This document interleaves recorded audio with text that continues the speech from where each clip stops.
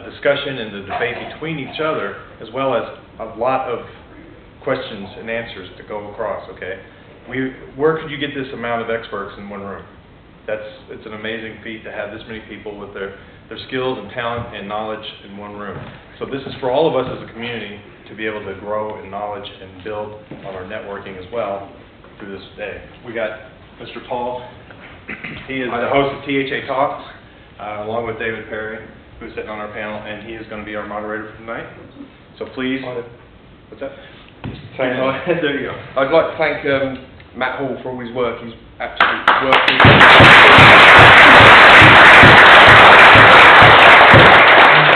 That's cool. You're going back quite a bit now.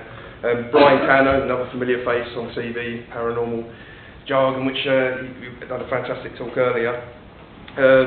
Next there we've got one of our guests, a question. Yeah, who's the lady at the end? You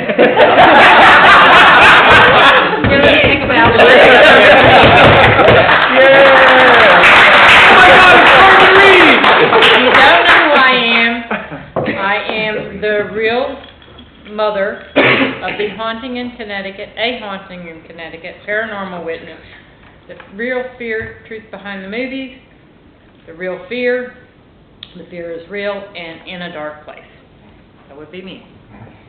I am the woman that had a son that had cancer, moved into a funeral home. He started experiencing hauntings right away. I knew nothing about it. I had to figure it out. Called in Ed and Lorraine Warren. It's all history, as they say.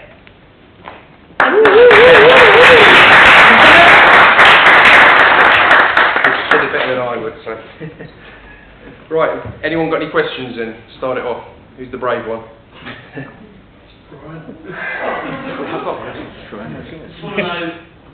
Do you think in a paranormal investigation there is room for provoke?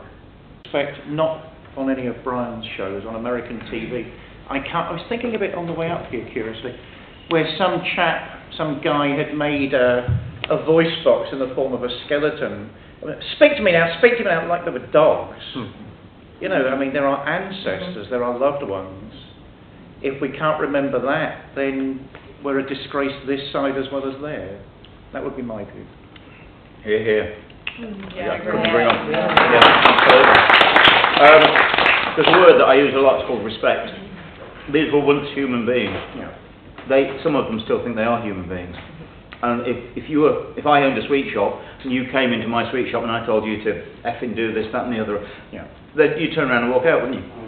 How can you expect them to talk to you, converse with you, or anything else if you're using any sort of bad language or coercing them in any way?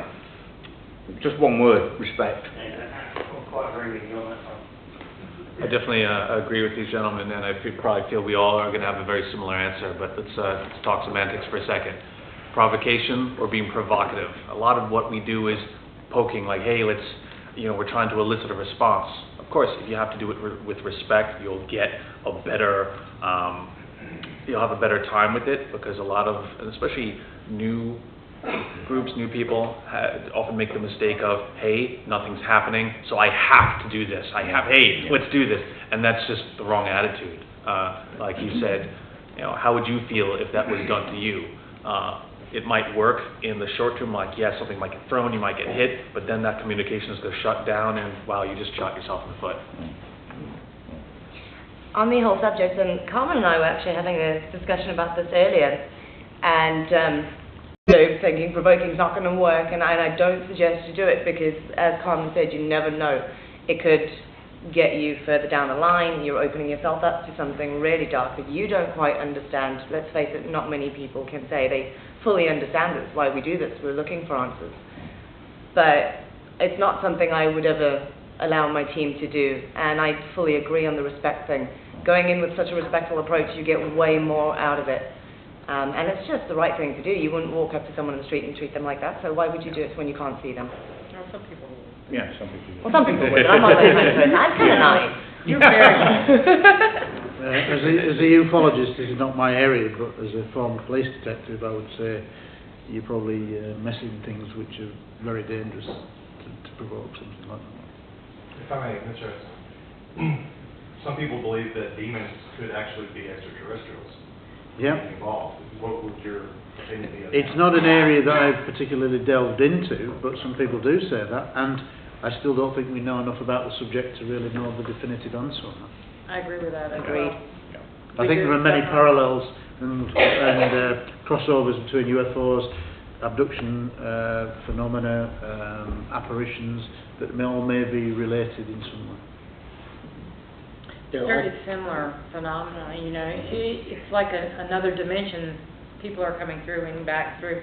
They're not going to give us enough information that Very much in the UFO field now, you have people talking about interdimensions, multi-dimensions, and now quantum mechanics is basically saying that many higher levels of reality are out there, and it's not the stuff of science fiction, and maybe other there are gateways through those parallels and that they enter and vice versa. I don't know. Yeah, it's a subject I want to talk about tomorrow when I speak in the morning. We're dealing with non-physical entities to all intents and purposes, or at least entities that are non-physical in our dimension or reality. And you don't know when you deal with something that communicates with you whether it's the spirit of a dead person or whether it's some other type of entity. And I'd like to echo the idea of respect, because life is very precious. However, you need to be firm with them. But that's no excuse for being provocative unnecessarily or rude. Yeah, I agree. S.P. As a venture of a certain amount of respect, and yeah, it just comes across downright rude if you ask me. When you're trying to investigate someone and you're trying to provoke someone, you're not going to get the answers you want. You need to be positive to try and get positive back, and from a scientific kind of point of view, I don't think you're going to get anything to support it or anything like that if you're going to be just poking them for the sake of poking them. So yeah, respect is probably the main answer to that, I think. Okay, there was someone further back. Yes, if you'd like to. Do you think that the paranormal will ever be proven to a point where science accepts that ghosts exist? Oh, hopefully, that's what we're doing. Every time you see a video or something that somebody's put up that people think, wow, that's fantastic, somebody else will have an explanation for it. So do you think there's ever that point where nobody can explain something, no matter what field they come from, science or anything, but something is definitive and they have to agree? I just want to maybe point on there, because in a wider field there are crossovers in the way certain subjects are dealt with by the media, and I deal with a lot with the media. And the reality is there are certain subjects that are put in what we call the mainstream that you can talk about. But there are definitely certain subjects that you cannot talk about in the mainstream, or what is put out is a limited knowledge of the subject put out through various programs, giving you a very biased view of what's real and what's not. So you're never really aware of what's going on, and that is done very deliberate. And I would think that there's whilst it's a massive thing in the UFOs, that the real evidence, the best evidence is never shown to you consistently to the public, certainly not by mainstream TV. I would think that it also takes place in the paranormal world, where they will only let you know enough of what's going on. They don't really want you to know that this may be real and has been proven clinically over many, many years, because that may cause alarm. There may be a secret agenda as why people don't let you have that kind of information. And I certainly think whilst it happens in UFOs, it may well happen in the paranormal field as well. it's kind of like in the U.S., they like to politically correct you to death. They change history because it's not kind to another person or being. So they're spoon feeding you and giving you just little tidbits of what you want to know, even though they... So we've got to remember the mainstream media, and I've got lots of connections with the mainstream media, so I'm not having a dig, I'm not having a go, I know what their problems are. But we've got to remember it's largely entertaining and entertainment. They're not really looking at philosophical or scientific issues, and if they are, they'll probably get the sack. I've actually been told in UFO programs, and I've done lots of documentaries, is that no matter what evidence you show them, if it goes against what their remit was for the program, which they have to put in a script sheet of what's going to be the program, what it entails, and what the bottom line is, what you're trying to tell the public. And if the people who finance the programs don't sign off on that bottom line, what are they going to public get out of this at the end? So if they want you, if they've got an agenda that says we just want to keep the level playing field, we don't want to tell them too much, just not give them anything really new, just do an entertaining programme. If you deviate away from that, they will not make the programme. They will not look at the evidence, not show it. We had an issue with that with the BBC as well. We filmed a documentary in 2012, and it was very much set out to be quite serious and as real as possible, and bring you as much of the hardcore evidence as we possibly. I have the dichotomy between entertainment and documentary. We have to operate in the world where there are going to be those who fund us, get us into the places, allow us to do our work, but then we're also slaves to their agendas. So that's why I love doing independent documentaries, because hey, I'll say what I want to. But to get closer to answer your question, do I feel that we will ever prove it? Well, I mean, everything in our realm of existence operates within laws, and we prove something scientifically. It's a tough one, but it can be done. There is an explanation for it, because there's an explanation for everything. There's no doubt, but we just haven't got it yet. I hope we don't find it too quick, otherwise we'll all be out of a job. Yeah, that's Nobody will be interested. So we don't want PARACONs, trust me. So we're just going to keep it between ourselves. Yeah, exactly. And we'll tell you one day. But the biggest thing of all is that until we break away from the Scooby-Doo side of ghosts, science will not take it seriously. It's as simple as that. Yeah. I've tried frequently to get universities to help me with my theories. Oh, it's that stupid man off Most Haunted. That guy that was ghost walking. It's also because, with today's effects and things, anyone can pretty much edit a fake video. And the thing is, though, so many people are doing it that when you put something credible, you've actually caught on camera that's amazing, and you show it to people to go, well, you could have edited it. And it's like, well, no, it's a lot of hard work. Live on live television. Right, and there we are, everyone, and out it comes, whoosh, in there, and everyone's, oh my God, oh, geez, and everyone's going, that's a hologram. That's done by errors. No, it's not. No. We want to invite all of you 5,000 to come onto the stage one at a time and shake hands with it. And you all do it, and you start down there, and you shake hands, and it says, I was with your great-granddad 2 days ago.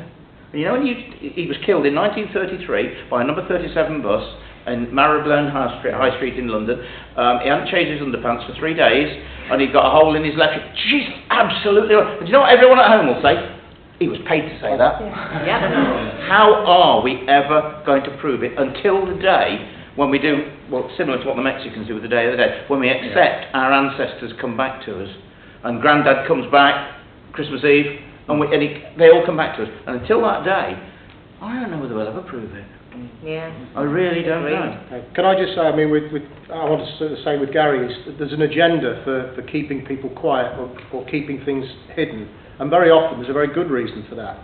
And it's well known that science, whatever that is probably 20 years ahead of what you're hearing about in the media. I mean, the prime example was that stealth bombers were being developed 10, 15, 20 years before anybody saw one, and anybody had to admit to it. So science, as we think of it, is always a little bit ahead, and sometimes there's very good reasons for that. But we're talking about trying to find an objective way of demonstrating phenomena. And, I mean, I'm dealing in a realm of belief and religion and spirituality, and I want to explain the difference of those tomorrow. But objective and subjective is quite difficult, and science has this idea of an empirical, definite, absolute proof of something, but it's really only the definite, absolute proof of a current scientific theory, which then gets superseded. So it's not so much a question of whether we'll develop or capture some evidence that's so convincing that science accepts it. It's more a question of science developing the tools and the ability to understand the phenomena that are in existence and that very, very many people believe are real because they've had experiences of it that they understand are subjective and they can't demonstrate it to somebody else. But I would welcome the day, as Richard says, when we do capture something that nobody can say, that's not fake, because guaranteed they will do. They absolutely will. And then just quickly to say also, the media are always looking to make a programme and they're looking to entertain. And as David said, quite often people like he and I are invited to take part in what ostensibly is a serious programme about belief or faith or spirituality. And I know very, very well that we're being invited on there to be treated and pilloried as the freak show. And David, I'm sure you've experienced the same as me. There's that awful dilemma where you think, I shouldn't do this, but you know very well that if you don't, they'll get one of the stripy type wearing real nut jobs. People even crazier than me to go on TV and do bonkers things. And that's really what they want, and that's what they're prodding at. So actually, that, funnily enough, comes back to the provocation question before. And sometimes we have to accept being provoked. Sometimes they're provoking us more than the spirit. Completely. And sometimes we have to stand up and take that. You know, and I'm sure that's the same for other people on the panel. I mean, if you did discover the definitive proof of a ghost in a jar, you know, you're going to get parodied, you're going to get ridiculed, and you're going to get people pulling you down. Oh, there's a lot of that in this industry. Can I tell you a little story about what happened to me on Sally Jesse Raphael? Uh-oh.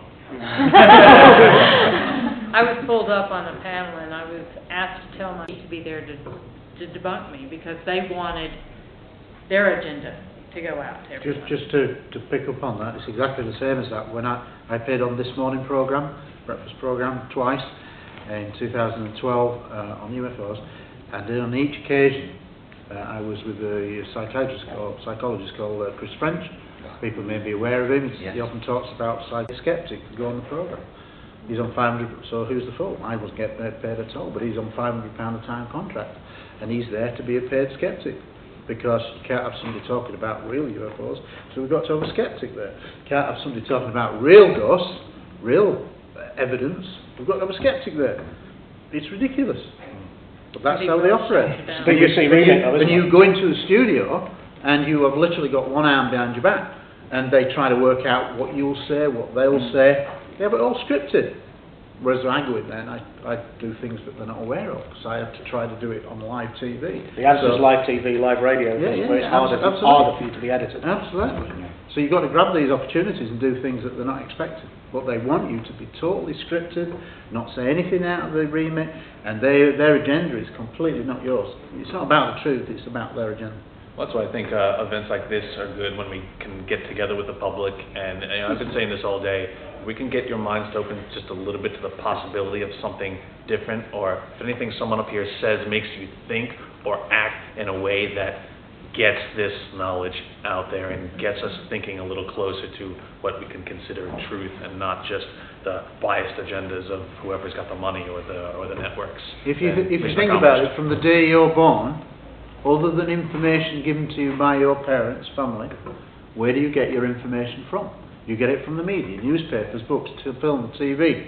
Now, if all that media is biased, all through your life, you're getting a subliminal message about certain subjects without you even realising it. Like most people will think, oh, flying saucers, yeah, I've heard of them, but it's a load of rubbish. And even though you've never looked at the subject, you've got an opinion. And because that subliminal message has been repeated all your life in the media, in everything that you read.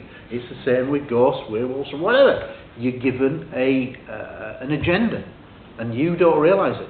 And all that people like what we're trying to do in our respective fields is just lift the blinkers so that you can open your mind that there may be things out there and you may be not being want us to do. You know, you can. It's raw. It's right there, and that way you can walk away and make your own mind up. Okay. It helps. Oh, man, sorry. I wanted to ask Mr. Felix this real quick, because this is one of the reasons why my team and I thought this was an important issue. With the television shows, for instance, you had a first account of this, with the damage that was done with and so forth. Do you think something like the PARACON, or something that can build a network like we just talked about? Most haunters did a lot of good when it started, but it's doing a lot of harm as well. And so has Paranormal Activity 1, 2, 3 and 4 and many other programmes, because everyone thinks everything's demonic and scary, and they're not. Things like this are a great help, and I cannot believe that we're sat here now in 2014 and this is the first Paracon in the British Isles. Well done you. Yeah. It's about time we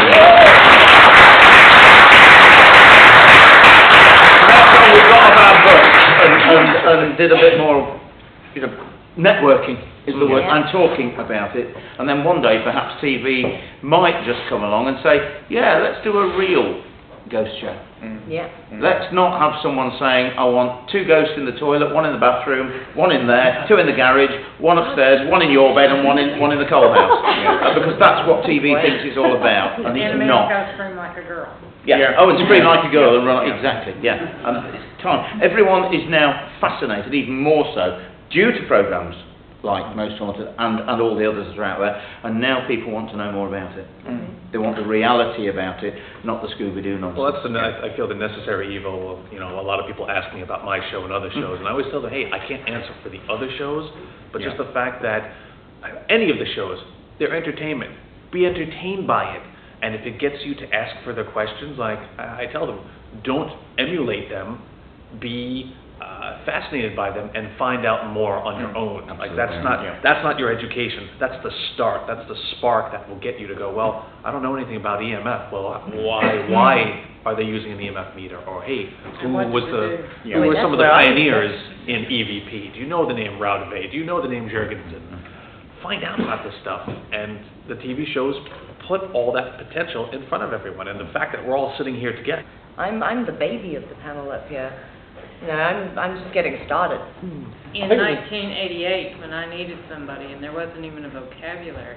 And I had to call my priest, and he said, say the rosary and call me in the morning. And all hell broke loose. When the rosary shattered all over the room, what do you do to say the rosary then? And things began to skyrocket, and I didn't have a vocabulary or anyone to call. And I had to call the archdiocese and be transferred 50 times and take a drug test and take a psychological and a lie detector test. And they send a priest out in plain clothes because they don't want to be connected to you. I think the thing is that things can change. I mean, I must be the luckiest member of this panel, David perhaps accepted, because I mean, we've got laws that protect people from being prejudiced against us because we can call ourselves, as pagans, followers of a faith or a spirituality or a religion. And there is laws in this country now that prevent us being discriminated against. And I would like to think that one day maybe there's some way of legislating to protect people from having outlandish ideas that are worthy of more experimentation and more discovery. But certainly we've seen the same thing in the world of pagans. Not me, no. And in this British sentence, isn't Jedi a religion? No, no, I know you are. Now let's just clear that up. The 2011 census was a really big deal for people in my pagan community. The question is, it's how the questions, what religion are you, is answered, and lots of people wrote down Jedi Knight, and the 2011 census, after a lot of campaigning and a lot of discussion, the people who put that down were then treated as non-religious. So there are 2 categories. There are religion, as stated as religion, and there are the people who answered that question but are treated as non-religious. And the Jedi Knights went into that category. They just love heavy metal as their religion in this country. And that's great, and that's fine. But the point for us was that we wanted to be taken seriously and treated as a part of the religious group. Of course. And the people who wrote the census did do that. And we are and have. And as a result of that, things have been happening like paganism is being added to the curriculum for the religious education in Cornwall, Lincolnshire, and starting Nottinghamshire and Derbyshire. Right. Simply keep standing up and saying these things, It is a question of vocabulary. My friend is completely correct. We need a new vocabulary. Yes, we do. We're talking about new things in an old way. That's part of the problem. Okay, got any more questions? This is very for all of you. Do you think in the paranormal field there should be more sort of legislation? Reason being behind this, it's not so much if you go and say like the Garrets, the Ristis, anywhere that's deemed as haunted. We do private investigations, so we go to people who send us an email, we think the house is haunted, we go out. Now I know from doing a lot of private ones that the most common thing is we've had a team in, they said that this and that, they think they're professional, but actually there is no professional. Should there be a legislation there to protect the general public, like there is with psychics, with mediums and all that sort of thing? Could I answer that? Legislation is not the correct word. Standardization might be the correct word. Because legislation involves the government and laws. We don't need any more of that. What we need is people to stand up and standardize themselves and be self-governing and possibly testing or certification Mhm. would be a great thing. If you're a certified demonologist, if you're a certified, I mean, you've got to be certified to do hair. Why not go and be certified to go into someone's home where you can either cause harm or not? You know, I think there So, well, I should be. agree with this, and you've been to a lot of the same events I have. There have been numerous. Ours seems to be the only field where you can watch a TV show. Someone living in a council house who says we've got something horrible happening in our little girl's bedroom, and the guys come round that night, they bring the beers with them, we need to go into the little girl's bedroom, you know. That's Really? a great idea. Really? And by the way, you've got a demon in the attic, and oh my God, we're terrified. And they come away after taking the £350 off them for hopefully clearing the place, or cleansing it, which of course they haven't done. And everyone's terrified of that demon that's now in the attic. Exactly. It is a dangerous. I think personally there needs to be, as you said, legislation. And we've seen, I mean, I don't know. It should be against the law to be able to go into someone's house and do that. I don't know about here, I'm sorry to interject, but I don't know about here, but we've seen in the States people online, groups who say, we'll certify you to be a demonologist. Here, pay your $300, you're ready, and they don't care. Oh my gosh. I mean, I was saying to the guy who's got the haunted dogs, that's a good example. They've got that dog. He obviously goes out and takes it out. But if you left that there and you said to them, you know, you've investigated and you walked away from it, yeah, you can go home and sleep at night. They can't. Right. That's where I see it as a bad thing. That if you went out and investigated, you could make that situation a lot worse. Well, it's not worse for you, it's worse for them. Let me play devil's advocate for a second. It's almost like let the buyer beware. That family let said person into their house. It's like, again, when you go to a surgeon, you get a second opinion. You do your research on your end too. So like I see that, and on our end we have to be very careful about that. I'm not saying that there isn't grounds to kind of regulate it. There clearly is, because you're messing with people's minds. But in reality, I think it's going to be very difficult to ever be brought in. I think that's the reality.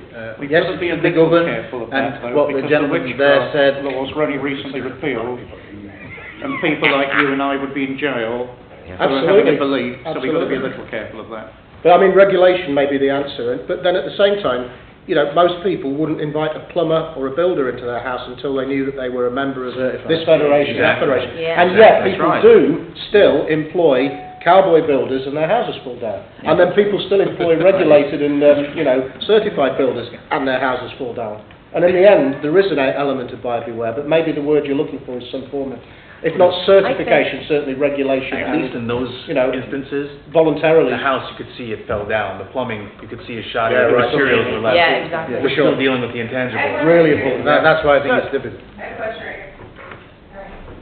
My question is to Miss your deck, are you okay? No, looking well. Someone call in. Hang on, microphone coming. In case of Carmen, what happened to her was awful, and she had people that helped her at the end of the day. But if anybody else on the Carmen... There is no one.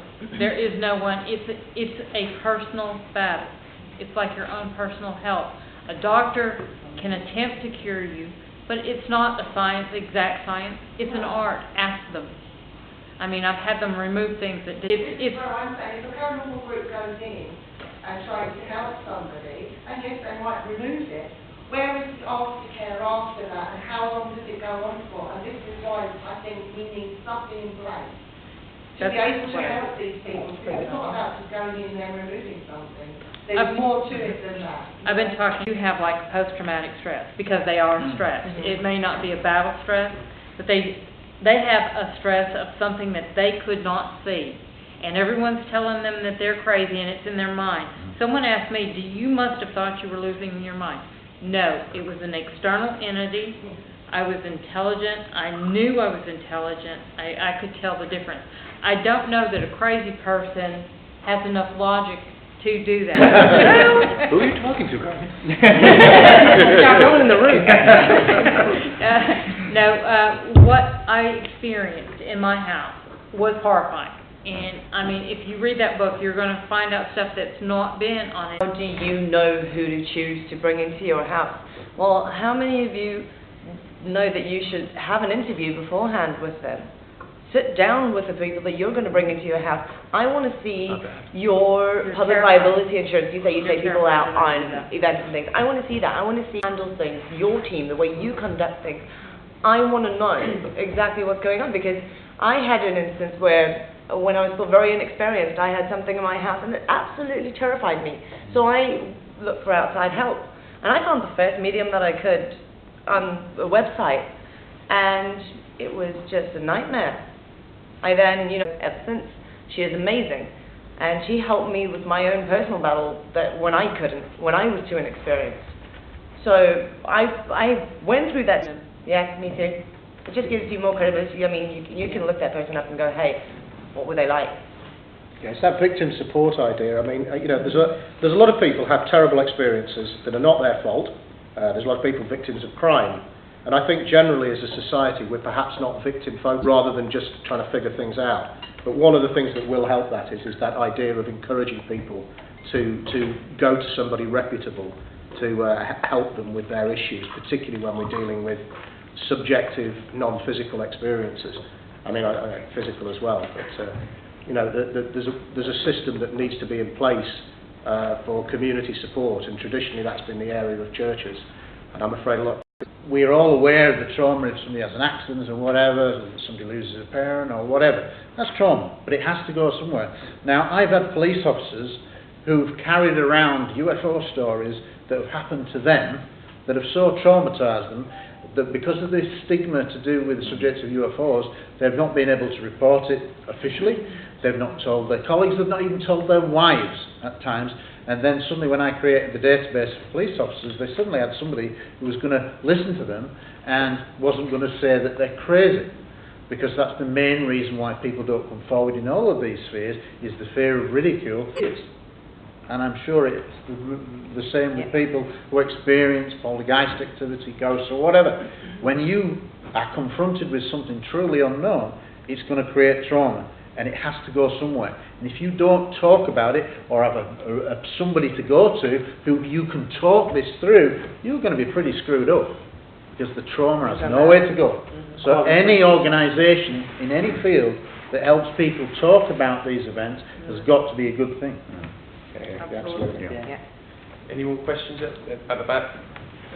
Something that crops up constantly that I hear about is the main problem in this entire, I suppose, industry is the bitterness and bitchiness between groups.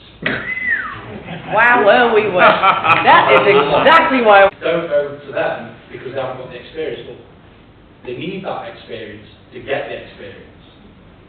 Well, I think what you touch on there is the fact is that we're dealing with such weird subject matter that there aren't really rules per se unless you're actually in it and you've found out those rules. That we're dealing with such diverse areas of unknowns that most people aren't even aware of them, and if something happens to them personally, who do they go to? You don't just ring up and say, oh, I'm ringing up the ufologist in the Yellow Pages. It doesn't work like that. I'm ringing up Ghostbusters because I've got a ghost in my house. It doesn't work like that. Well, no, so the answer's not an industry per se. If you get someone that, and it does happen, you can't directly pinpoint it, but you get people who, from a very young age, have a natural gift of some degree.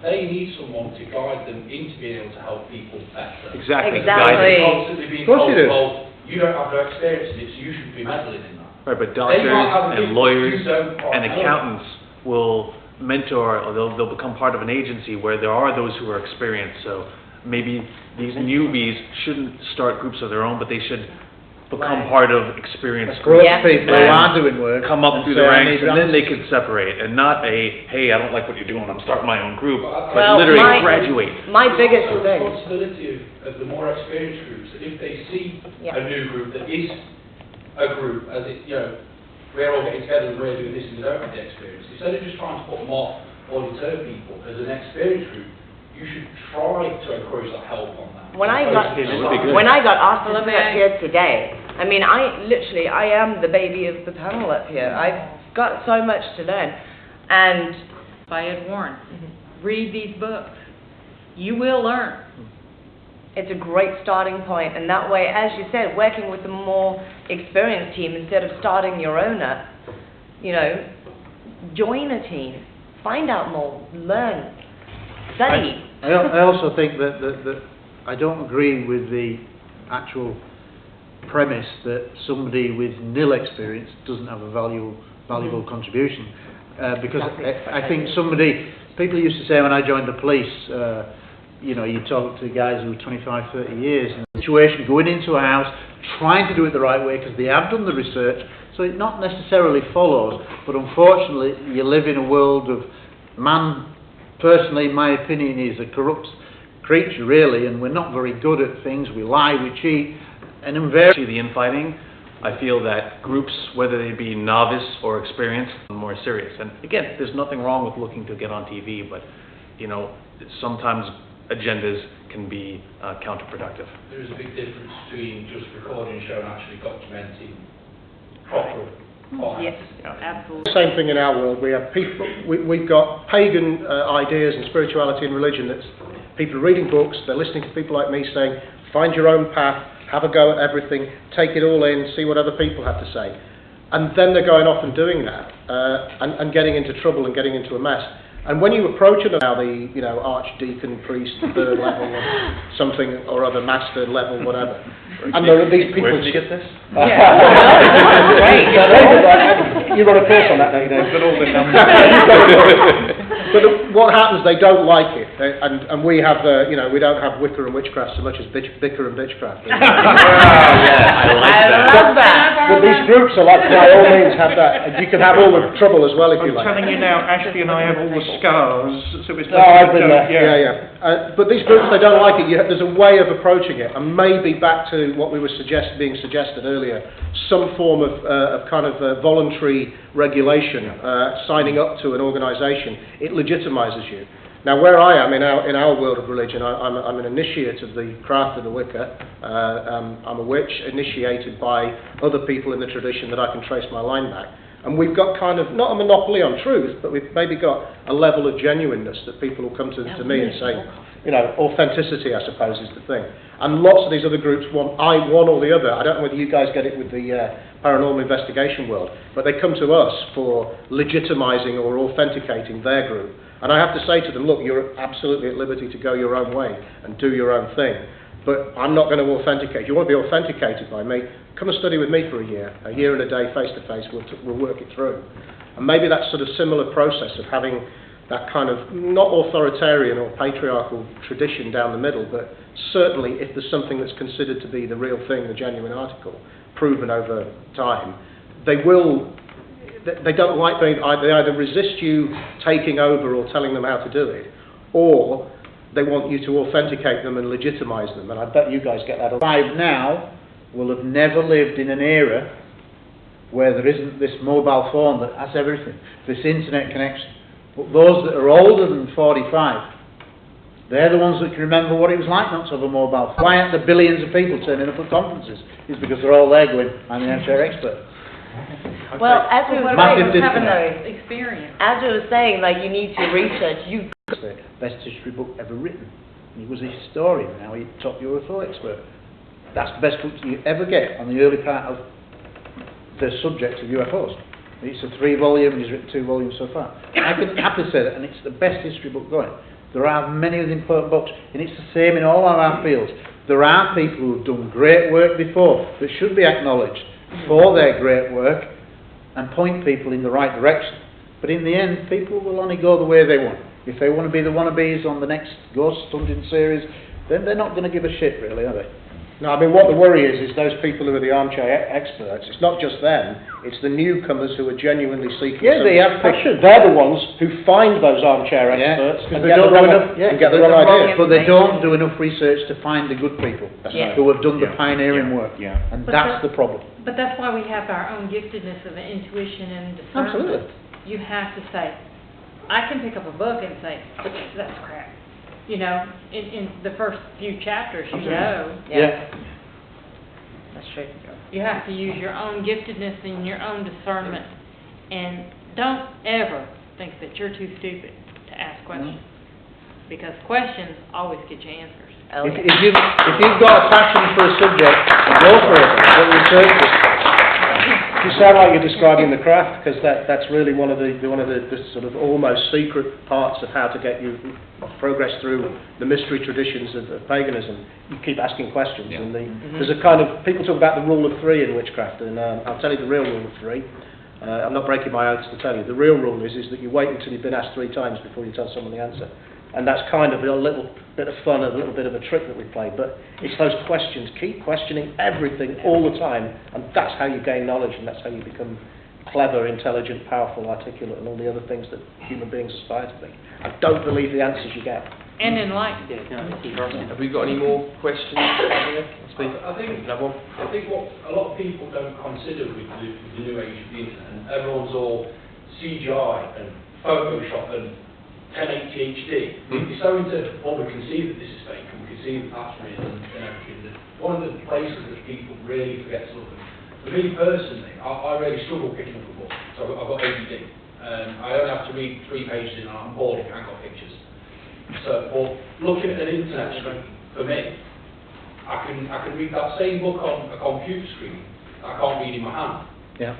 And one of the places that nobody picks up for me, the older the story, the more likely it is for me that it's going to be real. When you look really, really deep into archives and old newspapers, you go back hundreds of years, people didn't have the sense to make those kinds of things with them, because if they came out and actually told somebody, they were hung or burned for witchcraft and things like that. So why would they have lied about it? They wouldn't. Unless they really... And they were coming out to a very limited audience, because there wasn't this widespread knowledge because of the methods of communication. So they had no reason to lie. Undoubtedly some would, but very little lying. Bypass the new stuff and go as deeply into the past as you can. Absolutely. Also, if you read some of like Malachi and Martin, I'm sorry to keep bringing him up. Wonderful. Yes. But there's also hidden messages in his books that you have to read more than once. So read the story more than once. Keep going back to it, because you may see it in a new light, and your perception may have changed. You may have experienced something. What you want. I'm not gonna, hey, that's you. It doesn't have to be me, but we can sit next to each other on a panel and be civil about it. So that's, I think, as close as we could come to a unified paranormal state. I think one of the things. Respect. Yeah. I think one of the things that happens is certain people have egos. Certain people find that they're good orators. They can hold an audience, and then they use that power. But power corrupts. So they think that, well, I'm better than you, and you're not very good, and so come and join me. My group's better than yours, and it all goes back to the fact that humanity is a pretty unbroken, imperfect creature. And that's really where a lot of this goes wrong. All the people in this room are really the clever ones, in my opinion, because you've had your blinkers lifted slightly. Platform that is essential for us to Definitely. Definitely. The unique thing's good. I mean, it's just having people from diverse backgrounds coming together, the beliefs, the faiths, all the ideas, whether you're science, spiritualists or anything, all of it coming together in the paranormal unity, in ufology, everything. Because I think, personally, the way it works, I think, as you said earlier, I think all of them cross on the lines. I think it needs to have that platform where everybody's working together to try and hit every kind of angle, if you like, to get the information so we can get closer to the answers and the truth. We'd move forward a lot quicker if we could all cooperate and just acknowledge and respect each other as individuals.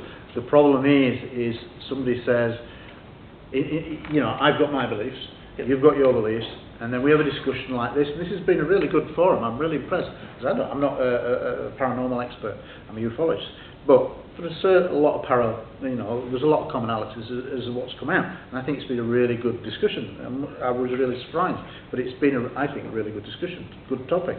But one of the things that comes out from it for me is what doesn't happen generally out there is if I have an opinion and I tell you about my opinion, and then what you'll find is somebody who's also a ufologist will go, no, you're wrong. Yeah. And then you end up, but you have to have this civility that says, okay, I respect your opinion, I respect my opinion, and we'll agree to disagree. Oh, I'm not a ufologist, but you're definitely wrong. You see what I mean? No, and we work in all these spheres. And it's not about preaching and mine's better than yours. It's about, yeah, you've got an opinion, I'll listen to you. Yeah, it's interesting. Don't agree with it. We'll have to agree to disagree. That's how you should behave in the real grown-up world. But it unfortunately doesn't work like that.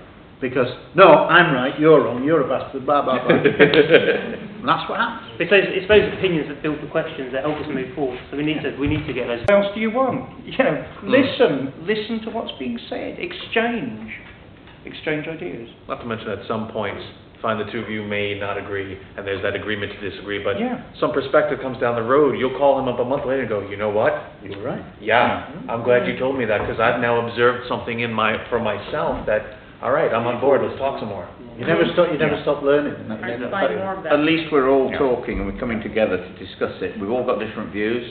I've got some extremely unconventional views on the whole ghost business, which hopefully you'll hear if you're still here tomorrow afternoon at 4 o'clock. And I say at the end of every talk, I'm not an expert on this.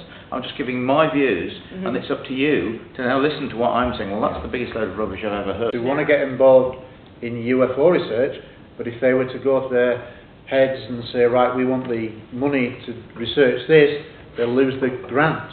They won't get the money, and they become tarnished as a believer. Oh, he's a UFO, and we'll research into that. Yeah. And I'm sure with parapsychology and things like that, all these people who are trying to do genuine work, they risk their careers. Archaeologists have risked their careers by saying, well, I actually think that this is modern man 300,000 years ago. You what? That's it. Can't have that. There's a forbidden archaeology exists, and it's a science that does great work. It operates a narrow field, and if you go beyond it, that's why it doesn't get on the mainstream. I mean, that's what happened with world was that at one point. Absolutely. Yeah. And then look how quickly it changes. Yeah. There's a crossover point, and then everybody accepts the old knowledge was wrong. And I'm sure that will happen to a degree in these fields. We're just early on in our exploration. There's a politic to every field. There's politics there in science that has politics. You're right. In an ideal scientific world, somebody would postulate something, everyone would run away and run tests on it, they'd all come back and compare data, slightly refine the model, and it would all get better.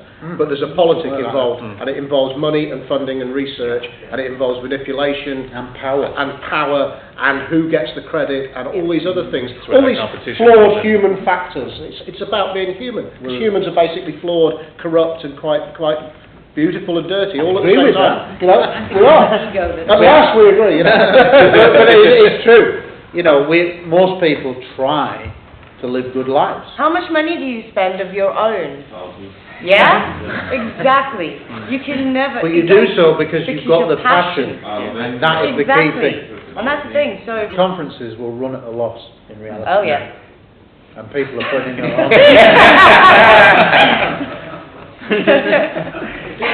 Everybody misses between all the groups, and I think you mislabeled yourself slightly. You said you're a ufologist, not a paranormal researcher.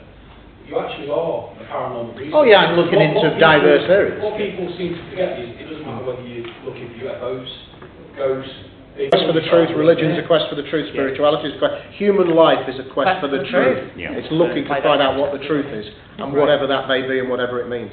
Yeah. And as we get nearer to it, it gets more difficult to understand. I think what's quite interesting, we've got a witch on the panel, we've got 2 witches on the panel, and me included, I'm a witch as well, so we've got 3 of us here. 4, there you go.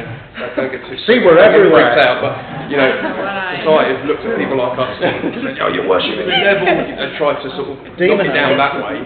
And then when you've got people that are going out there with technology trying to find it and work it out, they're just mumbo-jumbo. It's like they're never happy, you know. It's like if they think it's real, they'll teach you to be afraid of it.